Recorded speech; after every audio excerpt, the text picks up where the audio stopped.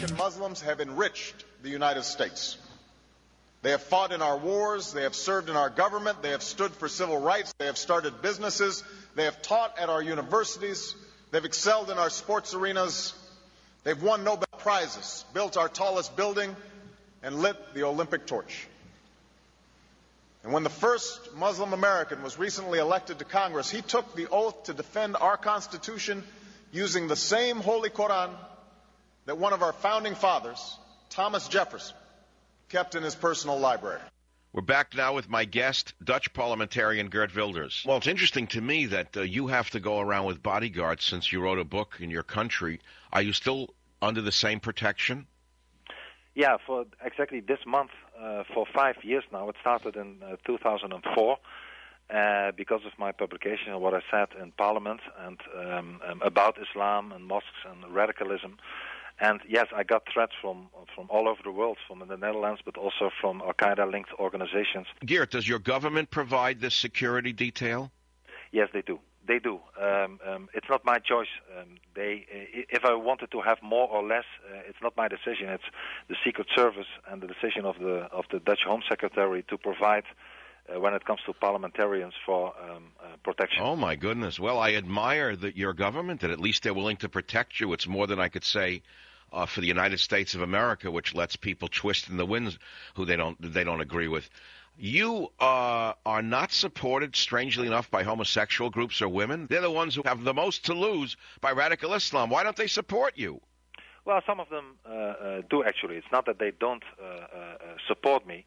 They do. Groups of them do support me, because you are right. If Islam would get its way, if there would be more Islamic influence in our societies, all the people that are non-Muslim, whether they are homosexual, whether they are women, whether they are apostates or renegades, or whether they are just intellectuals who are criticizing Islam, they will be the first to pay the price.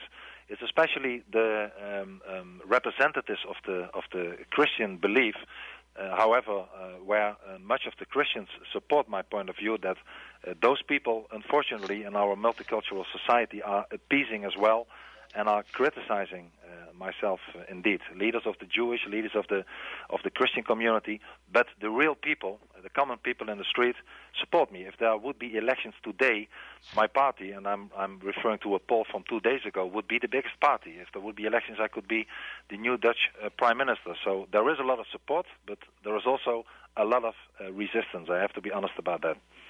Well, your society has always been a very tolerant society, and of course, I'm a student of the immune system, and we also understand how the retrovirus works. If you've studied HIV or any other retrovirus, they usually take advantage of a weakness in the immune system and then mimic the defense cells themselves and then take over the entire body politic, if you want to put this on a political level.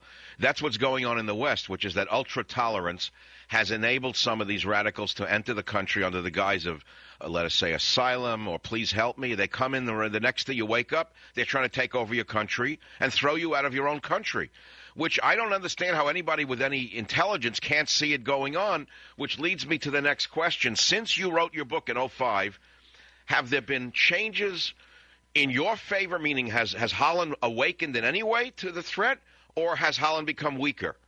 Well, let me first say that I agree with the analysis that, at least in Holland and most part of the Western world, we're tolerant also to the intolerant. And what I really hope that we start being intolerant to the people who are intolerant to our societies and to us. And because of this political correctness, we are not. Have things changed? Well, like I said, I represent now, at least virtually in the polls, the biggest party of the Netherlands. So things have changed, yes. But when you look at the policy of the Dutch government or the UK government or the German government or the French government, you see very little change. People talk about it more, but when it comes to policy, there is still so much politically correctness, also by the liberal and leftist press in Europe, that it sometimes sickens me a lot. But once again, the people are not fooled. The difference between the Vox Populi and the political elite is still huge. So we need more changes. We need not only to talk, but to act. And I think that by the next elections in Holland, we could really make a difference there. Now, you state that a ruling elite exists among parliamentarians who only care about their own personal careers and disregard the will of the people. That's exactly what's going on in America. You have a two-party system that absolutely hates the people. And when the people stood up against the health care reform, which is socialized medicine here, Nancy Pelosi and others called them fascists, Nazis, etc., they were shocked to see the people care about their own future.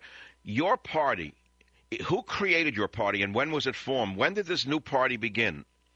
Yeah, well, before I started my new party, I was a member of parliament for the Conservative Liberal Party, as we say. Oh, you already were in the system. I already was in the system, but I got fed up with the current elite and the way they treated me, and I was not allowed and sanctioned to talk about, Islam and Islamization and the defending of our own values. So I left my former party after a lot of disagreement, and in 2004, I started my new political party, the Party for Freedom.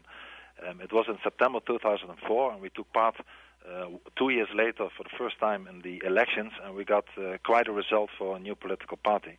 And then, because the old elite, the old political parties only shouted at us and tried to demonize us in any possible way, as they by the way still do, we only became more popular. And the subject about the values and about Islamization is something.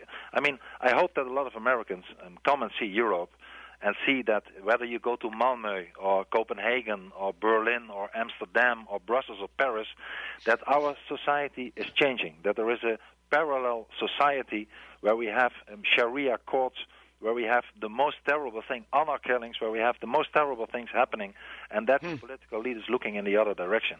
And we really need to save our continent. And my message, I'm in the United States now, is that please, United States of America, my dear friends here, don't think it won't happen to you, because it is happening to you, and you will also pay the price if you look in the other direction and just ignore the facts that are on the ground today.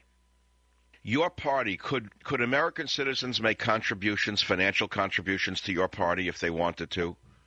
Well, they could, yes, and that would be very helpful for also my defense, because we were talking about the United Kingdom, and I luckily won that one, but in January my criminal prosecution starts in the Netherlands, also because of my movie Fitna. Criminal prosecution? A member of parliament for speaking his mind in Holland?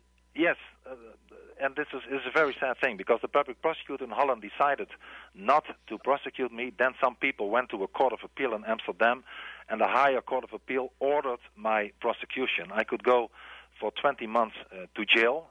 Oh my God! Well, we've got to help you, Geert. We're going to make contributions to your legal fund.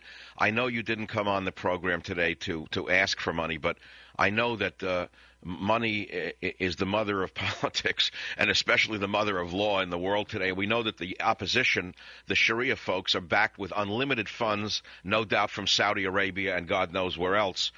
Is there an email address or a fund that's set up? If not, how would they make a contribution? There is my Dutch website is called www.pvv.nl. P from Peter, the V for victory, and the V for victory.nl. And there you also find a link to the English website.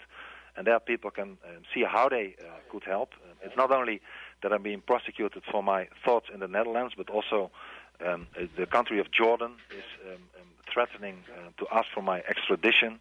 Wait, which country? Jordan.